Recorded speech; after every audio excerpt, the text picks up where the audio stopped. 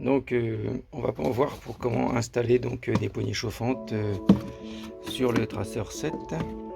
Donc poignée chauffante à 3 positions. On aura donc position 1, on aura du 8 watts de consommation jusqu'à position 3, 22 watts.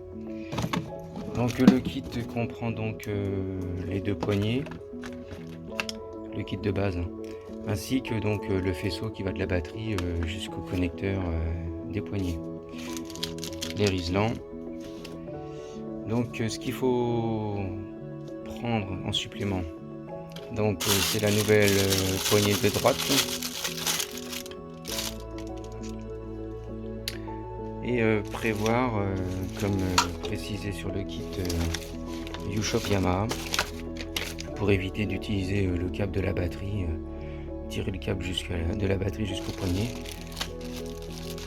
d'utiliser donc deux câbles supplémentaires pour se raccorder au faisceau d'origine.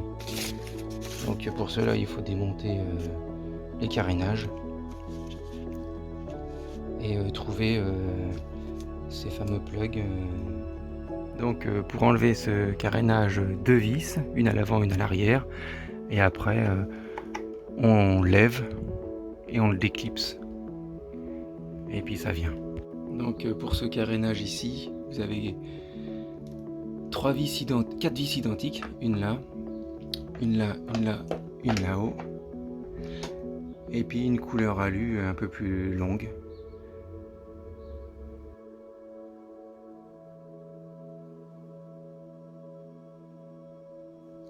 Donc en y regardant de plus près, on trouve deux plugs en attente ici, bien scotchés dans le tauron. Donc nous on va prendre celui qui est triangulaire. Voilà. Donc là il est branché sur le câble d'origine, et cette partie-ci on la branchera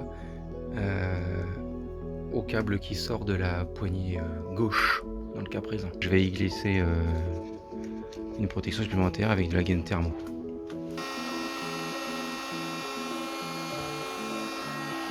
En démontage de la poignée droite. En démontage aussi du guide de câble d'accélérateur. Bon, vous enlevez les deux vis, vous déboîtez et vous retirez le câble afin de pouvoir enlever notre poignée pour y mettre la poignée chauffante. Donc on a démonté celle d'origine, on va mettre la chauffante, et du coup il faut une guide spécifique. Donc on va monter celle-ci. Voilà, celle-là, là. Hop.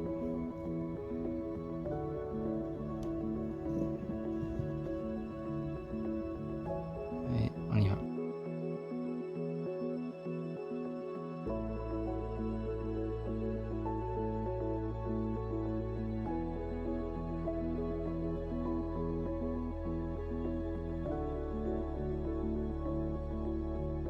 Donc le câble du dessous, vous le mettez dans la gorge du bas, le câble du dessus dans la gorge du haut.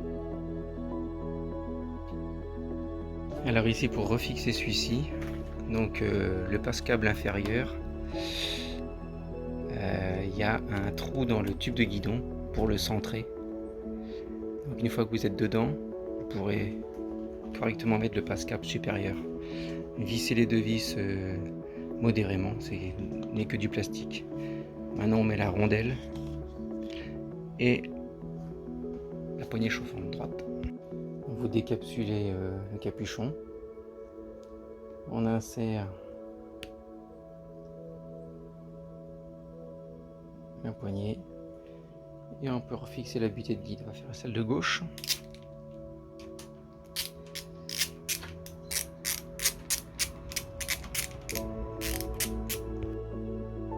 Bon, moi je peux m'aider du compresseur, on fait un peu.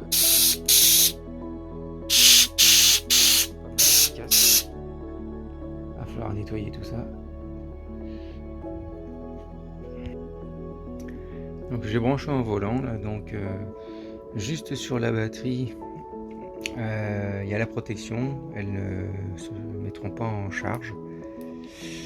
Ça clignote pour dire que c'est pas bon. Moteur en marche, il n'y a pas de souci.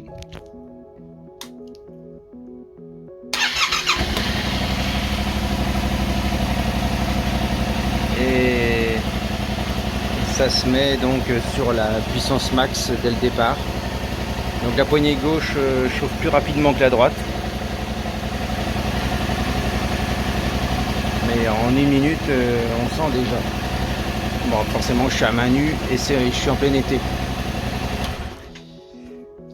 Donc là, elle reste allumée. J'appuie une fois, je descends à 8 watts. Donc là, j'éteins. Là, je ferai full. 22 watts, 15 watts, 8 watts. Donc la batterie, ensuite, voilà, elle se remet en protection pour pas décharger la batterie. Bon, il n'y a plus qu'à remonter les carénages et faire le routage, pardon. Faire le routage d'abord. Poignée de gauche. Je suis passé donc dans le support du protège-main. Ici donc j'ai raccordé l'autre poignée et en dessous ici j'ai raccordé au faisceau de la moto. Côté droit, donc j'ai fait en fonction que le câble ne gêne pas quand on accélère, qu'il ne vienne pas embêter la poignée de frein. Donc je l'ai fait pareil, passer dans le support protège-main. Je l'ai fait courir le long du faisceau d'origine là. Et là je passe devant pour remonter ici, récupérer l'autre poignée, l'autre faisceau de la poignée gauche.